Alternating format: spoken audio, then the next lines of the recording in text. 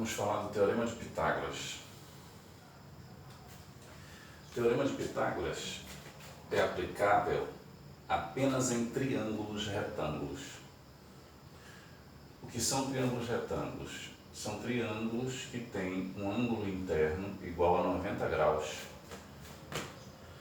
E nesse triângulo, nós temos os lados com nomes especiais. O maior lado, que aqui eu estou representando pela letra Z, ele é chamado de hipotenusa. E os outros dois lados, que formam 90 graus, eles são chamados de catetos. Observem que a figura abaixo é uma representação rotacionada do mesmo triângulo. O mesmo triângulo pode se apresentar agora rotacionado. Na figura de cima, o triângulo está apoiado em um cateto. Na figura de baixo, o triângulo está apoiado na sua hipotenusa. Bem, mas o que diz o Teorema de Pitágoras? O Teorema de Pitágoras diz que o quadrado da medida da hipotenusa é igual à soma dos quadrados das medidas dos catetos. Quando é que nós teremos que utilizar o Teorema de Pitágoras? Essa é uma pergunta importante, porque é sabendo disso que nós vamos saber aplicar o Teorema de Pitágoras nas situações, problemas que vão aparecer. Então, quando aplicamos o Teorema de Pitágoras? Simples. Quando, diante de um triângulo retângulo, eu conhecer duas medidas e quiser saber quanto é a terceira medida. Então, isso nos sugere duas situações. Uma delas, eu conheço as medidas dos catetos e quero determinar a hipotenusa. Isso é uma hipótese. A outra hipótese é, conhecendo a hipotenusa e um dos catetos, eu quero determinar o outro cateto. Certo?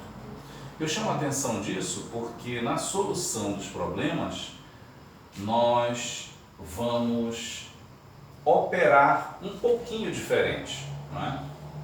Se a gente tiver que calcular a hipotenusa de um triângulo, vamos a um exemplo.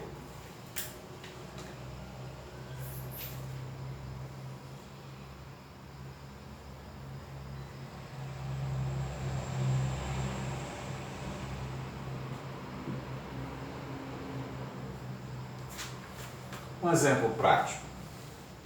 Eu tenho um triângulo retângulo e conheço dois catetos e quero determinar a hipotenusa. Bem, o Teorema de Pitágoras me diz que o quadrado da hipotenusa é igual à soma dos quadrados dos catetos. Então, 3 ao quadrado, e o outro cateto é 4, 4 ao quadrado. O que eu devo fazer? Determinar esses quadrados, fazer a soma e depois determinar o valor de x. Vamos por parte. X ao quadrado é igual a 3 ao quadrado. Eu estou diante de uma potência.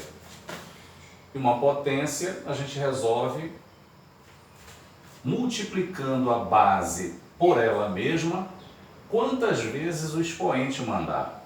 Então eu tenho aqui que multiplicar 3 por 3. 3 ao quadrado é 3 multiplicado por 3. Veja, a potência é constituída de uma base e de um expoente. Eu multiplico a base por ela mesma quantas vezes o expoente mandar.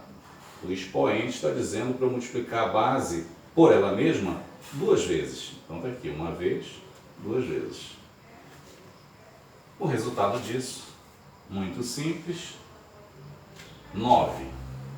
Então, 3 ao quadrado é 9. Mas, agora a gente já sabe fazer potência. 4 ao quadrado é o mesmo que 4 vezes 4. E 4 multiplicado por 4 dá 16. Bem, agora eu somo 9 com 16. Tenho que x quadrado, então, dá 25. Bem, nesse momento eu preciso calcular o valor de x. O valor de x, para ser calculado, é necessário que eu isole x. Eu tenho x ao quadrado. Então, esse quadrado, eu tenho que, de alguma forma, me livrar dele. Então, eu uso a operação inversa do quadrado, que é a raiz quadrada. Então, x será igual a mais ou menos a raiz quadrada de 25.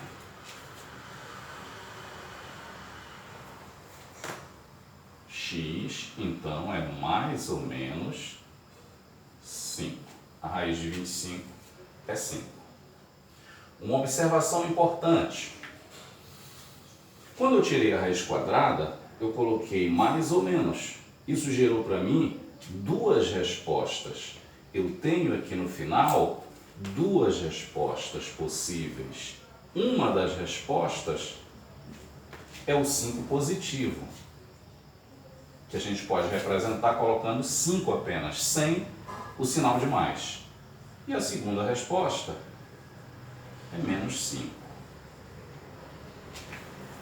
Todo problema de matemática deve passar pela análise.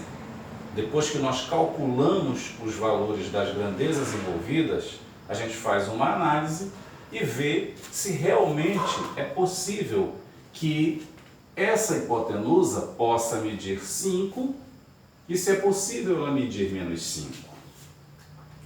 É óbvio que essa segunda resposta ela é inconsistente.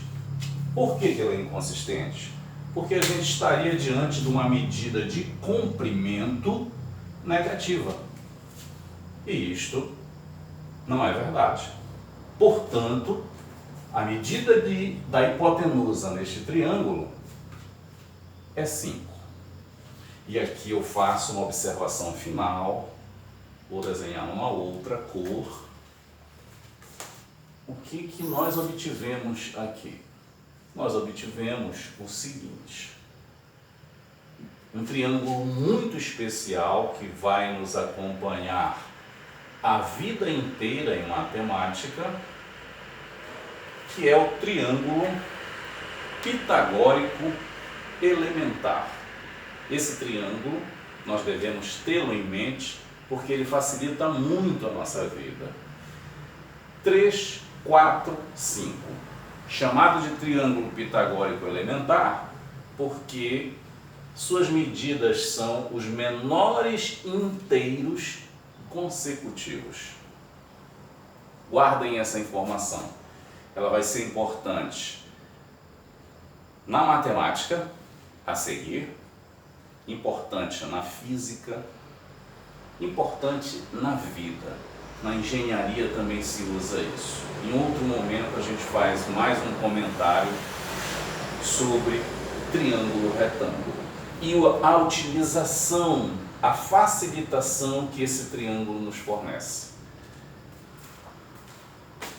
Só para fechar, Teorema de Pitágoras diz que o quadrado da hipotenusa é igual à soma dos quadrados dos catetos. E a hipotenusa de um triângulo é sempre o maior lado do triângulo. A hipotenusa sempre estará oposta ao ângulo de 90 graus. Ok? Bem, essa dica final ela é muito importante para o reconhecimento da figura e para a utilização do Teorema de Pitágoras.